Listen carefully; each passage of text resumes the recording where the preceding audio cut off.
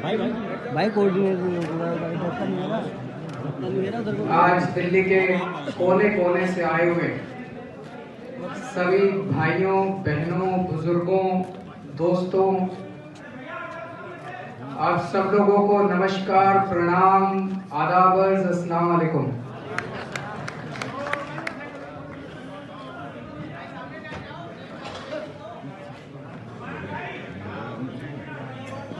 दोस्तों, मुझसे ज्यादा आप लोग वक्फ बोर्ड के इतिहास को जानते हैं। आम आदमी पार्टी आने के पहले वक्फ बोर्ड की क्या हालत थी और आम आदमी पार्टी की सरकार बनने के बाद वक्फ बोर्ड कितनी तेजी से काम कर रहा है, आप सब लोगों के सामने है। अमानतुल्लाह मेरे छोटे भाई के समान है, मेरे जिगरी दोस्त हैं और इन मोदी और शाह ने जैसे मेरे ऊपर खूब मुकदमे किए, इनके ऊपर भी खूब मुकदमे किए, लेकिन इस देश के न्यायालय में, जुडिशरी में जाके न्याय मिलता है। जैसे मेरे खिलाफ एक एक मुकदमा गिरता जा रहा है, ऐसे अमानतुल्लाह के खिलाफ भी एक भी मुकदमा नहीं टिका अभी तक। तो जैसे हमारी सरकार बनी, अमानतुल्लाह साहब को हम लोगों ने वक्फ बोर्ड का चेयरमैन बनाया और इन्होंने जो काम करके दिखाया, एकदम से वक्फ बोर्ड की इनकम दुगनी तिगुनी इन्होंने करके दिखा दी महीने 2 महीने के अंदर। और जिस तरह से इन्होंने गरीब बच्चों को स्कॉलरशिप देनी चालू कर दी, बेवाओं को इन्होंने पेंशन देनी चालू कर दी, गरीबों के लिए जिस तरह से इन्होंने काम करना चालू किया, उसने मेरा वक्फ बोर्ड पे और अमानतुल्लाह पे जो विश्वास था, भरोसा था, वो और दुगना चौगुना कर दिया। तब मैंने इनको कहा, मैंने कहा कि कोई भी जरूरत पड़े आपको, तन मन धन से केजरीवाल भी और दिल्ली सरकार भी पूरी तरह से वक्फ बोर्ड के साथ है।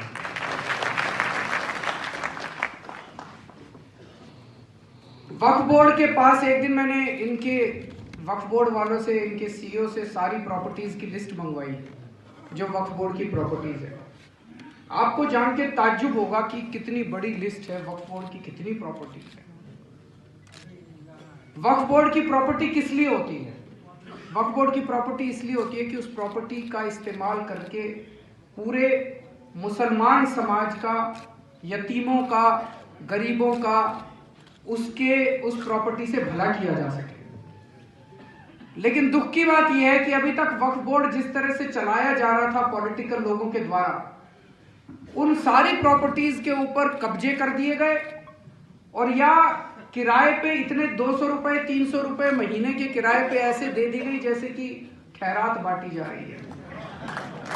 उसको समाज के लिए इस्तेमाल नहीं किया गया। क्यों? क्योंकि उसमें मिले हुए थे वो लोग, रिश्तेदार थे। बंबई के अंदर इस देश का जो सबसे अमीर आदमी है, बताते हैं उसका घर वक्फ बोर्ड की प्रॉपर्टी पे बना हुआ है। गलत तो नहीं कह रहा। वहां की सरकार की हिम्मत नहीं है जो उसको कुछ कर दे। हमारी सरकार अगर वहां होती उसकी प्रॉपर्टी तोड़वा देती।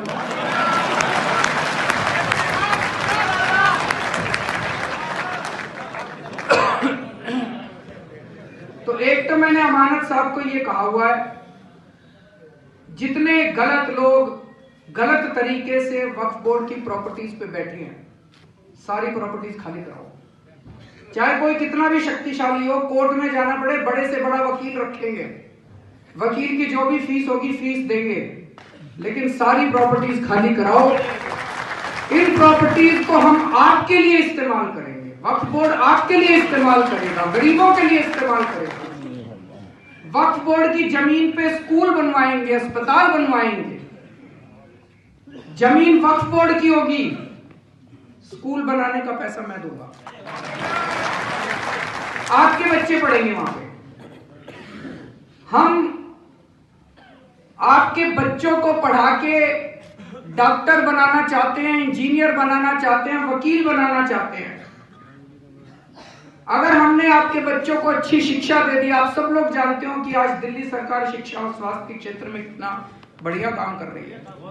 अगर हमने आपके बच्चों को अच्छी शिक्षा दे दी, अगली बार आपको दिल्ली सरकार से कुछ भी मांगने के लिए आना नहीं पड़ेगा। आप मांगने के लिए हाथ नहीं फैलाओगे, देने के लिए आप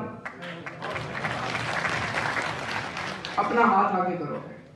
तो हम अच्छी शिक्षा देंगे, वक्फ बोर्ड की प्रॉपर्टी खाली कराओ, उनसे आपके पूरे समाज का इतना भला हो सकता है कि आपको किसी तरह से पैसे की कमी नहीं होगी।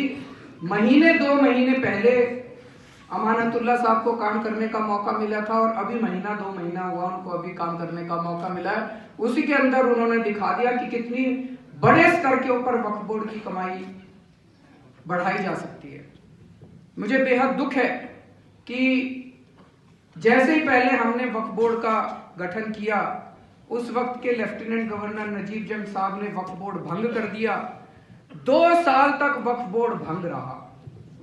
इससे किसका फायदा हुआ? किसी का फायदा नहीं हुआ। उल्टे अंदर अफसरों ने खूब जम के, जो पहले चल रहा था वैसे ही चलाते रहे वो लोग। तो 2 साल हमने कोर्ट में केस करा और मोदी और अमित शाह को कोर्ट में हरा के वक्फ बोर्ड वापस लेके आए। आसानी से नहीं मिला वक्फ बोर्ड वापस, नहीं तो इनका बस चलता तो ये और चूसते रहते वक्फ बोर्ड को। इनसे लड़ के कोर्ट में, सुप्रीम कोर्ट में केस करके मैं वक्फ बोर्ड वापस लेके आया हूं।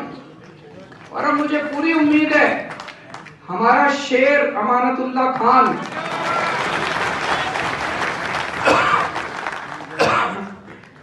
अब वक्फ बोर्ड के जरिए समाज की सेवा करेगा। जो भी, मैं तो ये कहता हूं, अभी ये टेम्पोरेरी थोड़े समय की बात है जब वक्फ बोर्ड को दिल्ली सरकार से कुछ थोड़ी बहुत ग्रांट लेनी पड़ती है। आने वाला समय ये होगा जब वक्फ बोर्ड के पास इतना पैसा होगा जिसकी कोई इंतहा नहीं होगी। जो भी वक्फ बोर्ड को जब भी किसी चीज की जरूरत होगी, दिल्ली सरकार वक्फ बोर्ड के साथ है। जो निर्णय अभी अमानतुल्लाह खान ने ऐलान किए, उन सारे निर्णयों को अमल करने के लिए दिल्ली सरकार से जिसकी जरूरत पड़ेगी वो हम जरूर करेंगे। अब 2 बात देश की भी कर लेते हैं। मेरे को बड़ी चिंता है और मैं आज अपनी चिंता आपके सामने रखना चाहता हूं।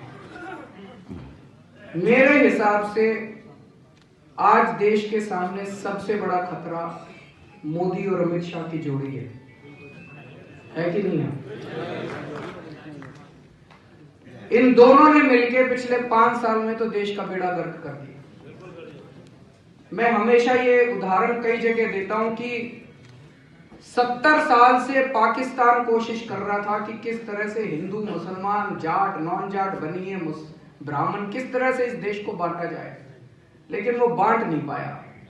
5 साल में मोदी और अमित शाह ने वो काम करके दिखा दिया जो पाकिस्तान 70 साल में नहीं कर पाया। इन्होंने देश के अंदर, लोगों के अंदर जहर भर दिया।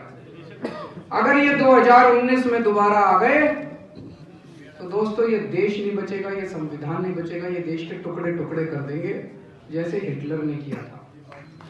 मेरी आप लोगों से गुजारिश ये है कि कुछ भी करो इस देश को बचाने के लिए। हमारा सबसे बड़ा इस बार 2019 का चुनाव इसी बात पे होना चाहिए कि किस तरह से मोदी और अमित शाह की जोड़ी को हटाना है। प्रधानमंत्री कौन बनेगा इसके चक्कर में मत पड़ जाना। जो मर्जी बने प्रधानमंत्री, मोदी और अमित शाह के अलावा जो भी प्रधानमंत्री बन रहा होगा हम उसको समर्थन कर देंगे।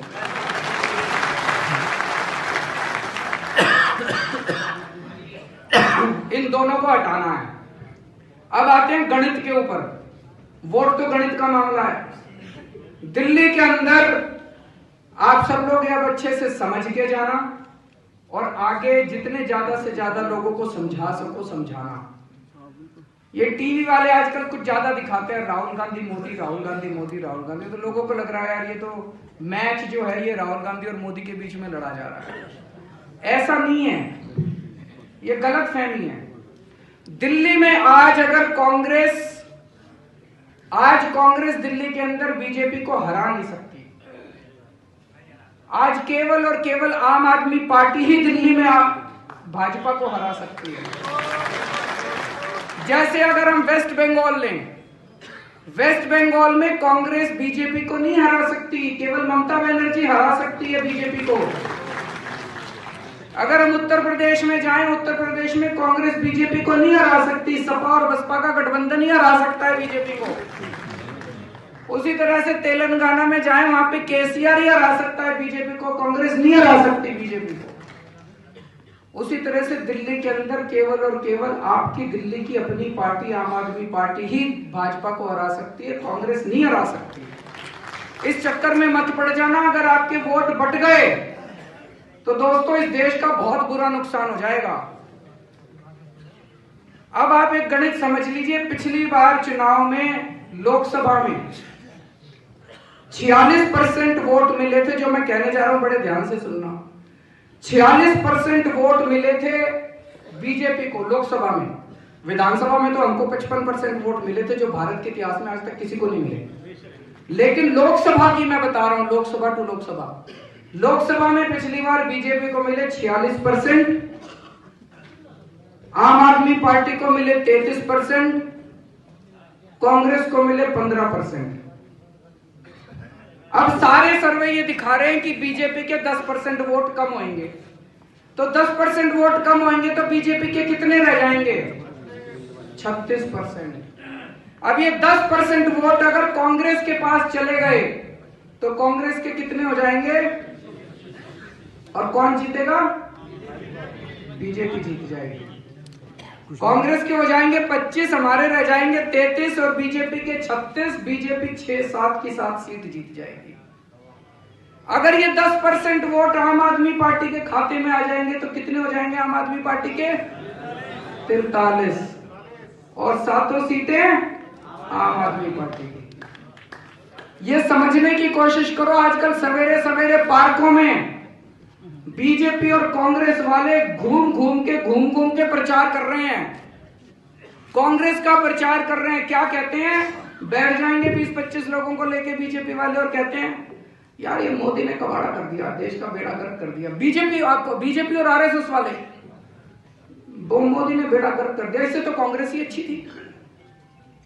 बीजेपी आरएसएस वाले कांग्रेस का प्रचार कर रहे हैं। क्यों? जितना एंटी मोदी वोट है वो कांग्रेस की तरफ शिफ्ट कर दो और बीजेपी जीत जाएगी।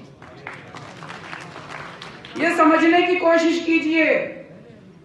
ये इस चक्कर में मत पड़िए। आजकल वो टीवी चैनल वाले राहुल गांधी मोदी दिखा रहे हैं। कई लोग कहते जी ये तो प्रधानमंत्री का वो है, प्रधानमंत्री का वो नहीं है। आज मेरे से लिखवा लो, ना मोदी बन रहा प्रधानमंत्री और ना राहुल गांधी बन रहा प्रधानमंत्री। पता नहीं कौन बनेगा,